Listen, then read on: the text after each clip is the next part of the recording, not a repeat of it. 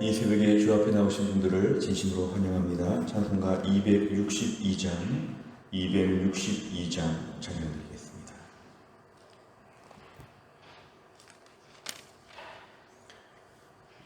찬송가 262장입니다.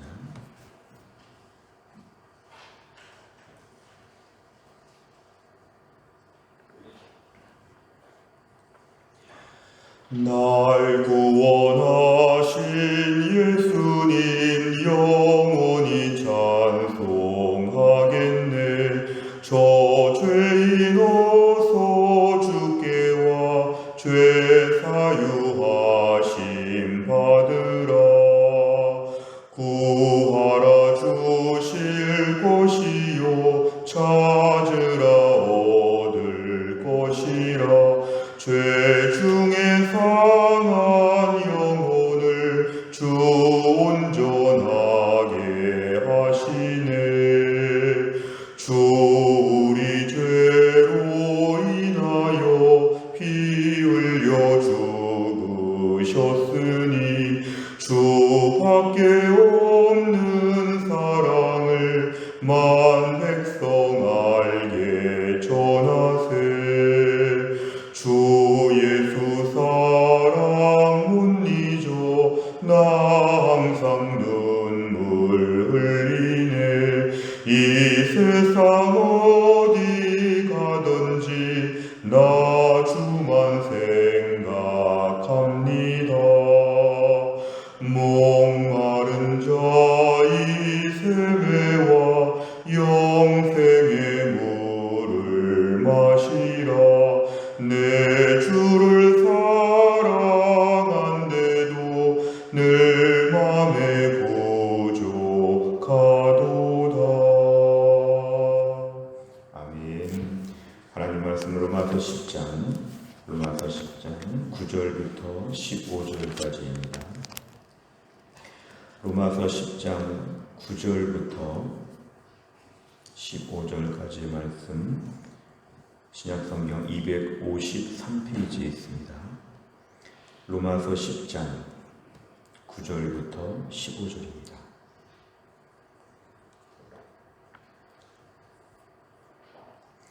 로마서 10장 9절부터 15절의 말씀을 전 한 절씩 교독하시겠습니다. 네가 만일 내 입으로 예수를 주로 시인하며 또 하나님께서 그를 죽은 자 가운데서 살리신 것을 내 마음에 믿으면 구원을 받으리라. 사람이 마음으로 믿어 의에 이르고 입으로 시인하여 구원에 이르느니라.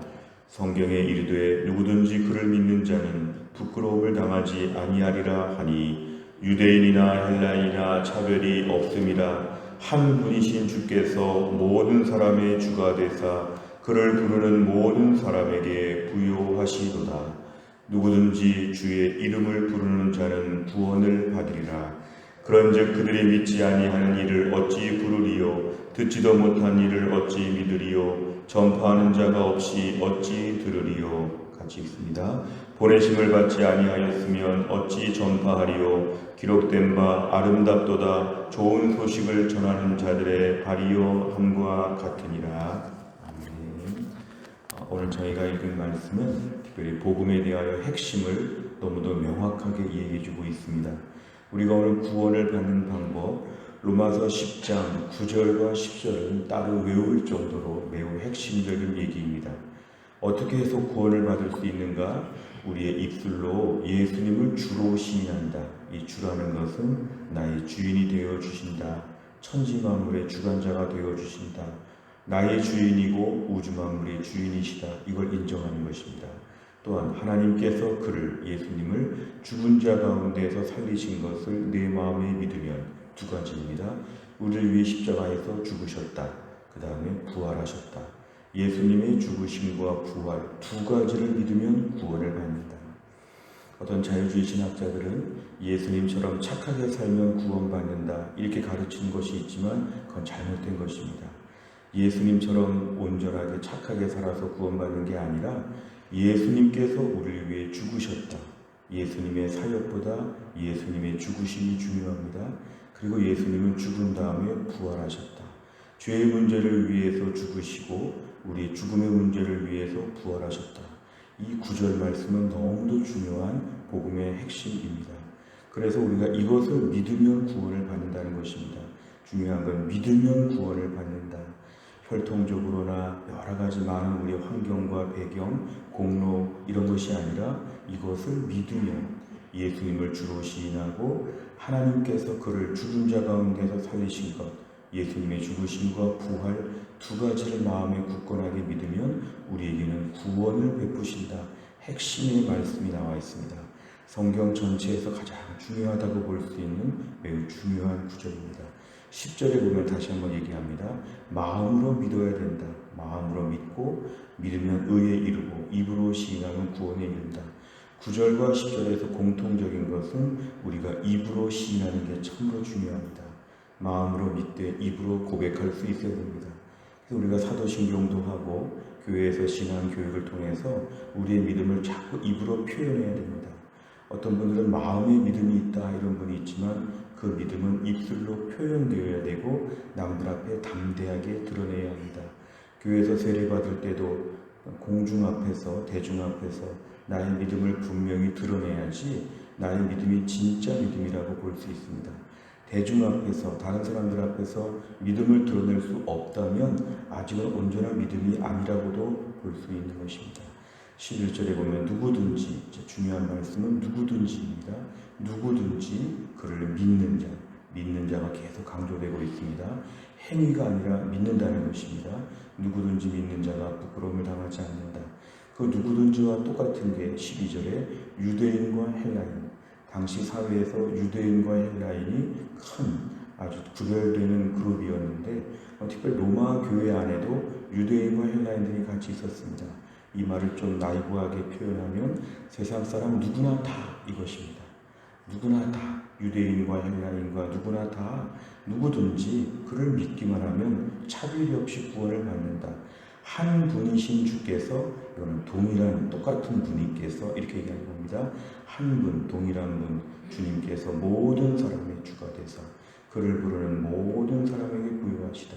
모든 반복적으로 되고 있습니다. 다 같은 뜻이죠. 누구든지 모든 13절 또 한 번 얘기합니다. 누구든지 주의 이름을 부르는 자, 주의 이름을 부르고 믿는 자는 구원을 받는다. 혈통적인 것 관계없고 죄인도 괜찮고 누구든지 주의 이름을 부르기만 하면 구원을 받는다. 이게 하나님의 보편적인 우리를 향한 구원의 방법이었습니다. 그러니까 이것이 분명하다면 14절과 15절에서 이렇게 분명한 구원의 진리를 너희가 전해야 되지 않겠느냐. 자, 믿지 아니하는 자 무엇보다 믿으려고 하면 들어야 된다. 그 다음에 뭔가 들으려면 누군가는 말하는 사람이 필요하다. 말하는 사람이 있기 위해서는 15절 누군가 보내야 된다. 하나님께서 우리를 보내사 너희에게 복음을 전하듯이 너희도 누군가에게 보냄을 받아서 전파해서 듣게 하고 믿게 해야 된다고 하는 마지막에 전도에 대한 메시지로 오늘 본문이 마무리가 되고 있습니다. 내용만 잘 보시면 첫째, 바울은 어떤 사람이 구원을 받는다고 설명합니까? 9절에 의하면 예수님을 주로 시인한다. 예수님께서 죽으셨고 부활하신 것을 마음으로 믿는다. 13절에 보면은 주의 이름을 부른다. 이런 사람이 구원을 받는 것입니다. 로마서 앞부분에 나와 있는 것처럼 행위나 혈통이나 공로나 수고나 업적으로 구원받는 것이 아니라 오늘 주님 앞에 나와서 예수를 죽으심과 부활하심을 믿는 자들에게는 구원을 주신다고 말씀합니다. 두 번째를 보면 바울은 구원의 범위에 대해서 어떻게 말합니까? 구원의 대상의 범위가 11절과 12절에 반복적인 구절들이 있습니다. 누구든지 유대인이나 헬라인이나 그 다음에 모든 사람의 주가 되사 모든 사람에게 부여하시다. 다 같은 말입니다. 예수를 믿기만 하면 누구든지 구원을 받는다. 사실은 전도와 선교의 근거가 되는 구절입니다. 만약에 유대인만 구원을 받으면 전도할 필요가 없습니다. 하지만 전 세계 열방 누구나 다 예수 믿으면 구원받기 때문에 오늘 바울은 누구나 다 구원을 받을 수 있다. 믿음이 중요한 것이다. 자기 의가 아니라 믿음이 중요한 것이다. 이것을 강조하고 있습니다. 세 번째 보면 바울이 구원의 대상에 차별이 없음을 강조하는 이유는 무엇입니까? 이게 바로 하나님의 사랑과 긍휼입니다. 하나님께서 오늘 특정한 나라, 특정한 민족, 특정한 대상을 향해서만 구원에 대해서 말씀해 주시면 사실은 이것은 너무 제한적입니다. 우리는 진작에 탈락할 것이고 우리는 그냥 죄값대로 지옥에 갈 것인데 똑같이 죄를 졌지만 무엇보다 구원의 문이 열려져 있다는 게 하나님의 은혜입니다. 율법에 의하면 우린 철저하게 죄인이라서 죄값을 받아야 되는데 우리에게 하나님의 빛이 비춘 것이 뭐냐면 구원받는 길이 열려졌다. 근데 이것은 세상 모든 백성에게 열려져 있는 것입니다. 행위가 아니라 혈통이 아니라 믿음과 은혜에 의한 구원의 길이 있다는 것은 하나님의 자비하심을 보여주는 것입니다. 그래서 우리가 오늘 신앙생활할 때 하나님의 긍휼하심과 자비하심, 내가 예수 믿은 것이 얼마나 축복이고 은혜인지, 똑같은 죄인인데 옆집에 하나님 안 믿는 사람들과 나의 삶을 비교하면 내가 절대로 우월한 것이 아니라 나에게 미치는 은혜가 너무 크다는 것이죠. 내가 어떻게 예수 믿게 되었을까? 내가 어떻게 천국 백성 되었을까? 내가 어떻게 코로나 때에 천국 바라보며 믿음의 삶을 살 수 있는가? 너무 감사한 것입니다. 결국 구원의 대상에 하나님 문을 다 열어주셨고 그래서 우리 한국까지 복음이 전파되었고 2021년 9월에 우리가 하나님을 믿고 있는 것입니다. 이것이 얼마나 은혜인지, 이것이 얼마나 자비하심의 결과인지 우리가 이걸 깊이 묵상해야 됩니다. 네 번째로 보면 누구에게나 차별이 없이 구원의 은혜를 베푸신 하나님을 보며 무엇을 느낍니까? 이 누구에게나 이 부분에 내가 포함된 것에 감사해야 됩니다. 나에게 복음을 들려주시고 누군가는 나에게 복음을 전하기 위해서 수고한 분이 계시죠. 우리에게 복음을 계속 가르쳤던 우리 선생님들, 목사님들, 주변에 많은 분들이 계십니다. 오늘날 내가 예수 믿기까지 하나님이 얼마나 많은 사람을 보내시고 얼마나 완악한 나에게 그래도 예수님 꼭 믿어야 된다고 내 마음을 감동하여 주시고 이 누구에게나에 내가 들어가는 것이 너무 감사합니다.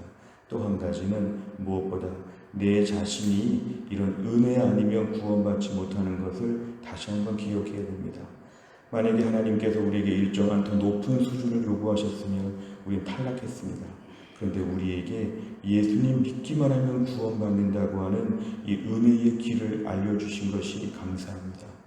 내가 인생을 살면서 처음에는 예수 믿을 때 내가 한 100 정도의 죄인이라고 생각했으면 예수를 오래 믿을수록 1000만, 10만, 100만 우리가 더 죄인임을 깨닫게 됩니다. 예수 처음 믿을 때 감격한다고 하지만 예수를 오래 믿을수록 사실은 더 감격해야 됩니다. 왜냐하면 이렇게 완악한 나를 사랑하신 것이 오히려 초창기보다는 나중에 더 감사할 제목입니다. 무엇보다 누구에게나 은혜를 베푸셨다. 구원의 은혜를 베푸셨다. 오늘 내가 누구에게나에 포함되어 있다는 걸 오늘 먼저 기억하고 겸손해야 됩니다. 오늘 우리들은 신앙생활하면서 우리 주변에 부족한 사람을 용납하지 못합니다. 나는 하나님의 사랑을 받는 아주 첫 번째 자녀 같고 내 주변의 다른 사람들은 부족하게 보지만 복음을 알면 반대입니다. 다른 사람보다 나를 사랑하기가 참 어려우셨겠다. 나를 구원하기는 참 어려우셨겠다. 이렇게 못되고 완악한데 어떻게 나를 구원하셨는가? 이 누구에게나의 나를 넣고 막 기뻐하고 울고 감격하는 것, 이것이 복음을 아는 자들의 신앙생활의 모습입니다. 오늘 주님, 내가 어떻게 구원받게 되었는지, 내가 제일 형편없고 부족한데 구원받은 것이 너무 감사합니다. 정말 나까지 구원받은 걸 보니까 하나님의 구원의 대상이 참 넓습니다. 이렇게 우리가 맨 끄트머리에서 구원받은 것처럼 감사하는 믿음이 우리에게 필요합니다. 다섯 번째를 보면 내 마음에 복음 전하기를 주저하며 제한하는 대상이 있다면 누구입니까? 차별 없는 은혜로 내게 베풀어진 복음을 주변에 전하기 위해 무엇을 결단하겠습니까? 무엇보다 오늘도 우리가 차별이 없는 은혜가 있었기 때문에 내가 복음을 알게 되고 구원받게 되었습니다. 내 마음에 복음 전하기를 주저하며 제한하는 대상은 내가 볼 때 예수 믿을 수 없을 것 같은 죄인들을 얘기합니다.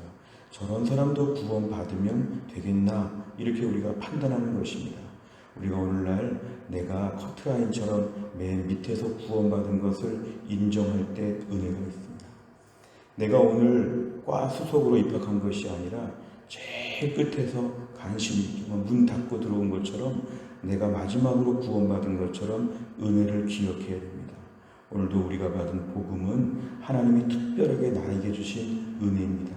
나까지 구원받게 하기 위해서 하나님이 문을 많이 넓히셨고 하나님이 특별한 방법을 주셨다고 믿어야 됩니다. 오늘도 우리의 신앙생활 은혜를 잃어버리지 않게 하여 주옵소서. 거저받은 구원에 대하여 감격하고 내 주변에 누구를 보든지 간에 저 사람에게도 복음을 전해야 되겠다. 내가 저 사람보다 훨씬 더 부족했는데 내가 구원받게 되었다. 이러한 결단을 하게 되면 오늘 말씀에 순종하는 것입니다. 무엇보다 오늘의 말씀 앞에 나를 구원하여 주신 하나님의 은혜 앞에 더 감격하고 복음의 은혜 앞에서 더 뜨거운 눈물을 흘릴 수 있는 이 아침이 될 수 있기를 간절히 바랍니다. 기도하겠습니다. 하나님 아버지 감사합니다. 오늘도 이 새벽에 하나님이 저희를 깨우시고 하나님께 나와 기도할 수 있는 믿음과 건강과 예배당을 허락하여 주심을 감사합니다. 코로나 때 힘들고 어렵지만 이렇게 주 앞에 나와 기도할 수 있는 특별한 은혜를 주셨사오니 오늘도 우리가 말씀 붙잡고 기도합니다. 무엇보다 어떻게 우리가 예수님을 믿게 되었는지, 예수를 주로 시인하며 하나님께서 예수님을 죽은 자 가운데 살리신 것을 어떻게 믿게 되었는지 너무도 감사합니다. 오늘도 우리 입술을 열어 하나님을 고백하며 예수 그리스도를 고백할 수 있도록 귀한 은혜를 주셨는데 우리 그동안의 모든 죄가 많았던 삶과 우리의 모든 초라한 신분과 천박한 인생과 우리의 무기력하고 못난 모습들을 돌아볼 때 얼마나 하나님의 은혜가 큰지 모릅니다. 오늘도 우리가 주 안에서 은혜를 다시 한번 기억하게 하여 주옵소서.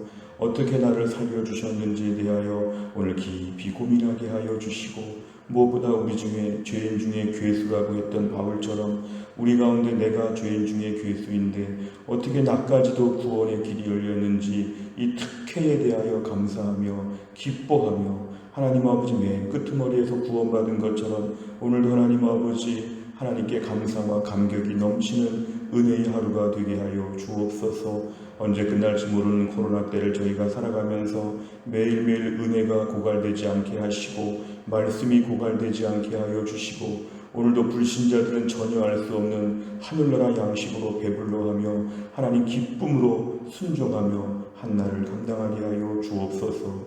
한날의 모든 일정을 주님께 의탁하오며 예수님의 이름으로 기도하옵나이다. 아멘. 우리 교회는 매주 화요일마다 기도하는 100대 기도 제목이 있습니다. 화요일은 교회 지도자들을 위해 기도합니다. 담임 목사, 교역자, 장로, 순장, 중직자들을 위해서 29번부터 42번까지 오늘은 꼭 아침에 기도해 주시기를 바랍니다. 주기도문 하겠습니다.